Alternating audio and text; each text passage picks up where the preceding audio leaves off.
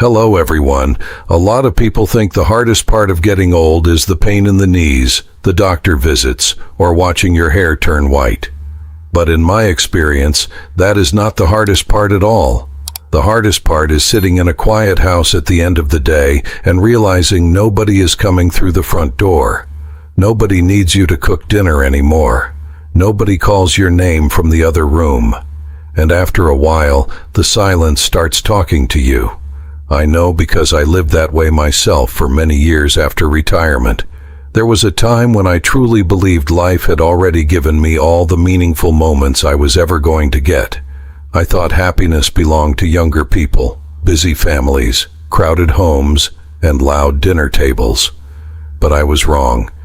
And today, at 84 years old, I can tell you something with complete honesty. Some of the most peaceful years of my life began after I learned how to live alone properly, not survive alone, live alone. There is a difference.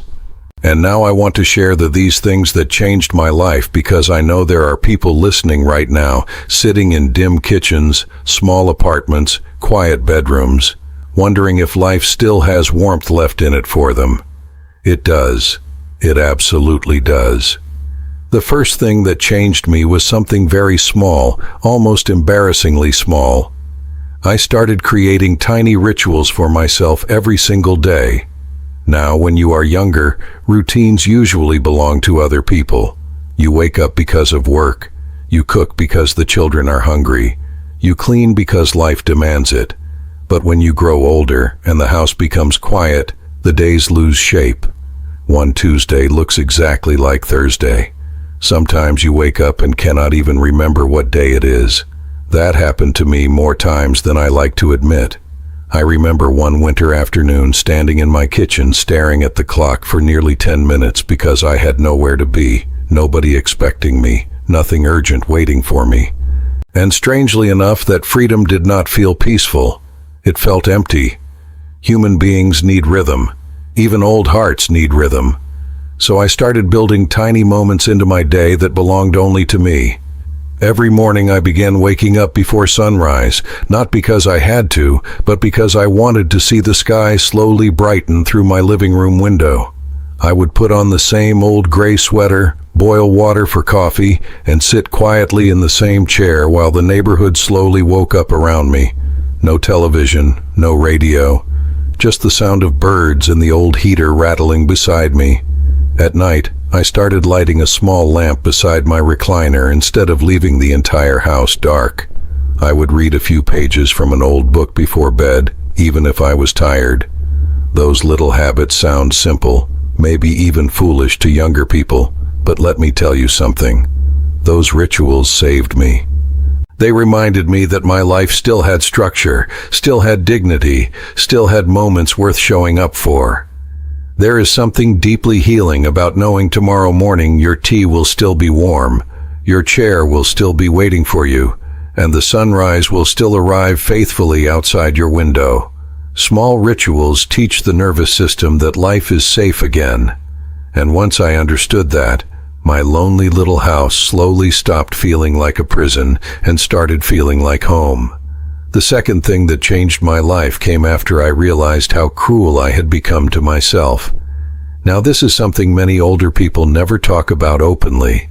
We speak kindly to strangers. We comfort our children. We encourage our grandchildren. But inside our own minds, many of us are merciless.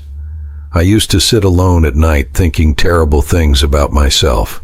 I would think maybe people stopped calling because I had become boring. Maybe I was no longer useful. Maybe my best years were already buried somewhere behind me. And when those thoughts repeat long enough, they start sounding like facts. One evening I caught my reflection in the bathroom mirror and I realized I looked exhausted. Not from physical work, but from carrying my own criticism all day long. That was the moment I decided I needed to change the way I spoke to myself. I began very slowly. Every night before sleeping, I forced myself to write down one thing that was still good in my life. Some nights it was nothing more than, "The soup tasted good today," or, "My back hurt a little less." Other nights I wrote about hearing rain against the roof, or receiving a short phone call from my daughter.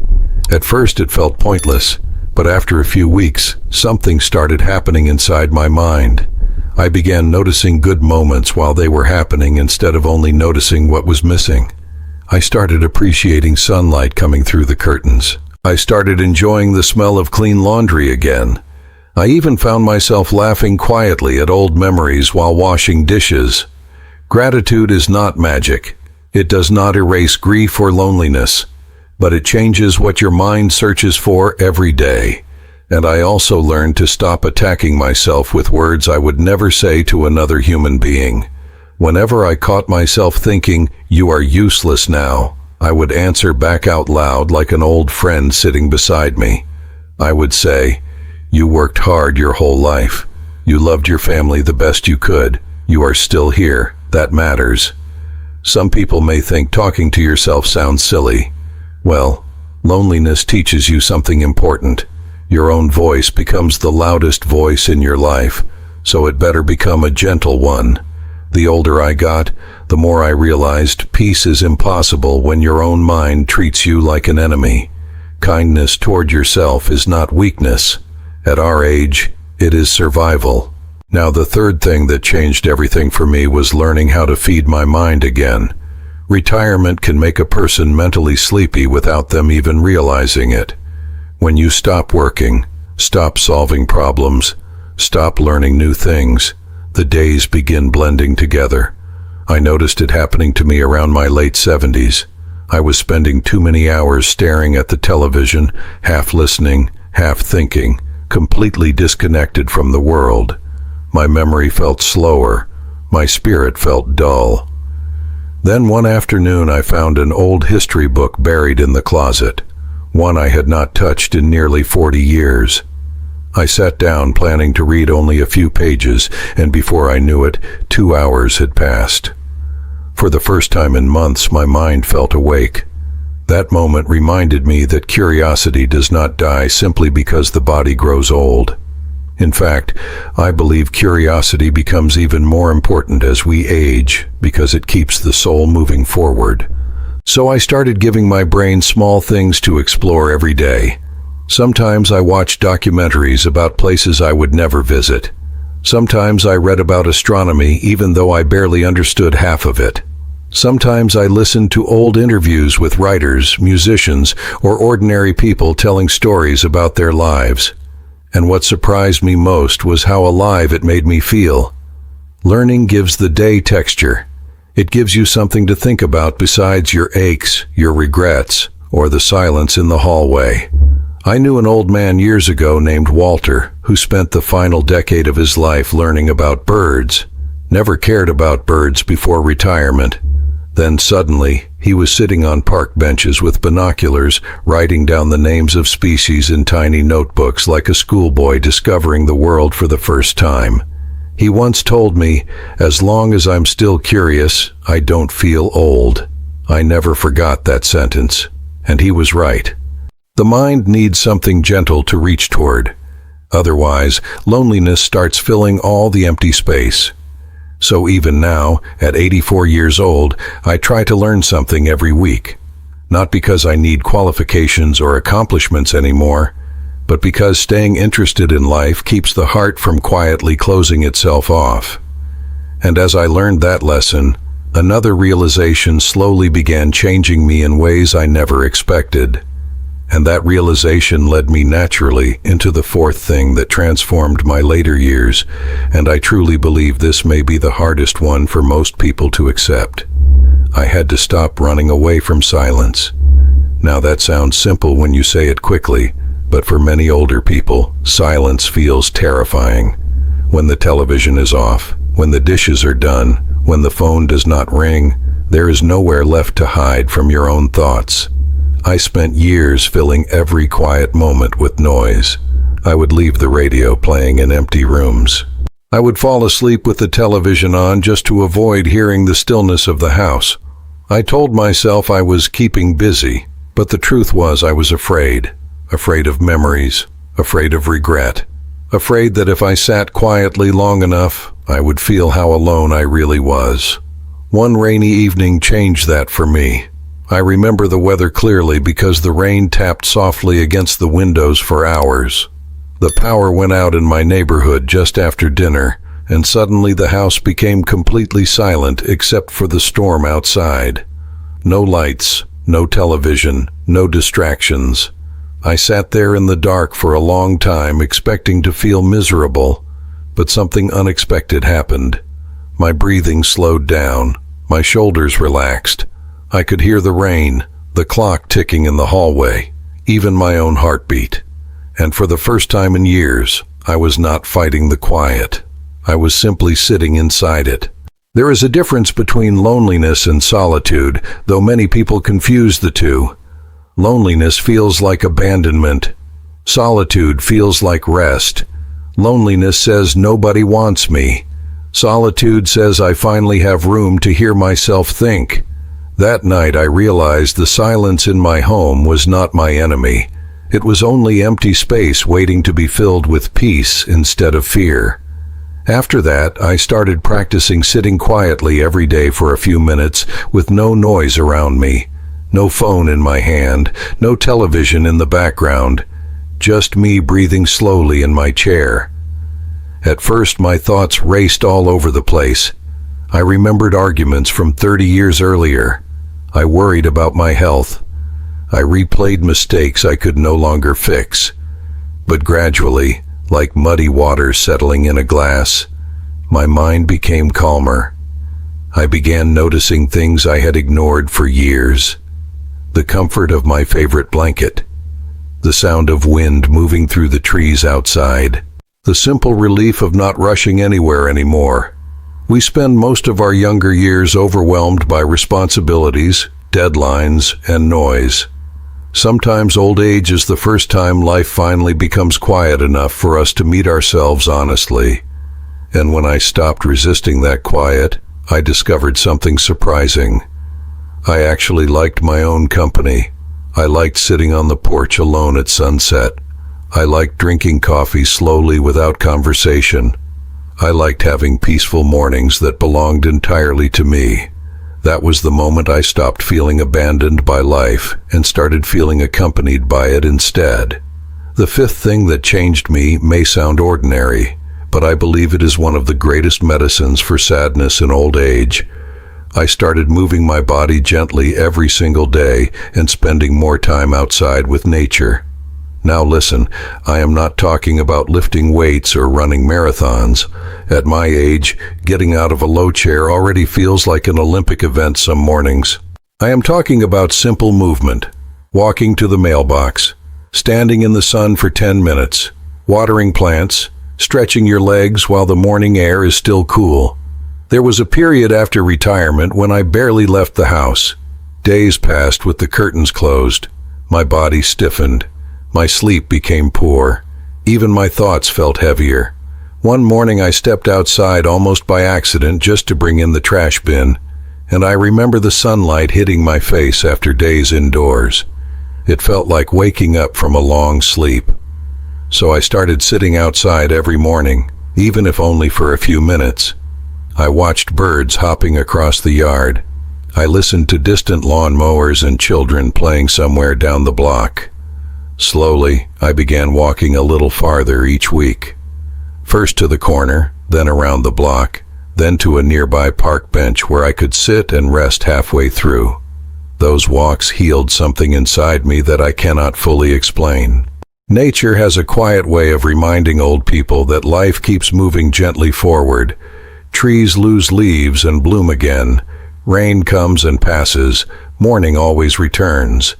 When you spend too much time alone indoors, the mind starts shrinking inward around fear and memory. But outside, under open sky, the world feels larger again. I knew a widow named Margaret who planted tomatoes in cracked buckets behind her apartment building because she said watching something grow gave her a reason to wake up every morning. Another old fellow I met at the park started feeding squirrels after his wife died. Tiny things. Simple things, but those little connections to the living world matter deeply. Human beings were never meant to spend all day staring at walls. Even now, if I feel sadness creeping into me, I step outside before I do anything else. Fresh air does not solve every problem, but it loosens the grip sadness can have on the body. Sometimes healing begins with nothing more complicated than sunlight on your hands and a short walk beneath the trees. And finally, the sixth thing that gave my life meaning again was understanding that purpose does not disappear simply because crowds disappear. Many older people think purpose has to be grand. They think if they are no longer raising children, running businesses, or leading busy social lives, then their usefulness is over. I believed that myself for a long time. After retirement, I kept wondering, who needs me now? That question haunted me, but eventually I learned something important. Purpose in old age becomes quieter, softer, more personal. It is less about achievement and more about contribution. I started very small. Once a week I called an older neighbor who lived alone just to check on him. Sometimes our conversations lasted only 5 minutes, but afterward I felt lighter. I began writing letters to old friends instead of waiting for someone to contact me first. I donated books to the local library. One Christmas, I spent an afternoon helping children choose free books during a small charity event downtown, and I cannot describe the feeling of watching those little faces light up over stories.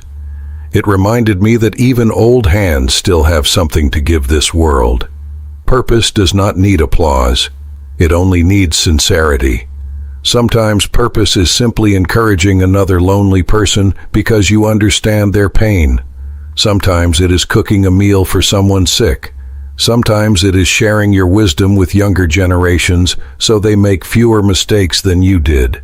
The beautiful thing about purpose is that it pulls your attention away from what you have lost and gently places it onto what you can still offer. And when you realize your existence still matters to somebody, even in a small way, life becomes warmer again. So today, at 84 years old, my house is still quiet. I still eat many dinners alone. Some evenings are harder than others. I still miss people I loved very deeply. Age does not erase grief, but I no longer see my life as empty. I have my rituals. I have learned to speak kindly to myself. I keep my mind curious. I sit peacefully with silence now instead of fearing it. I move gently through the world and spend time under the sky whenever I can. And most importantly, I wake up knowing there is still goodness I can offer before my time here is done. That is enough for me. More than enough. If you are listening from a quiet little room somewhere in the world, I want you to know this. Your life is not over because it became quieter. Sometimes quiet is where life finally becomes honest. Sometimes the later years become beautiful only after the noise fades away. Start small. One small habit, one gentle walk, one kind word toward yourself, one peaceful moment without fear. That is how healing begins.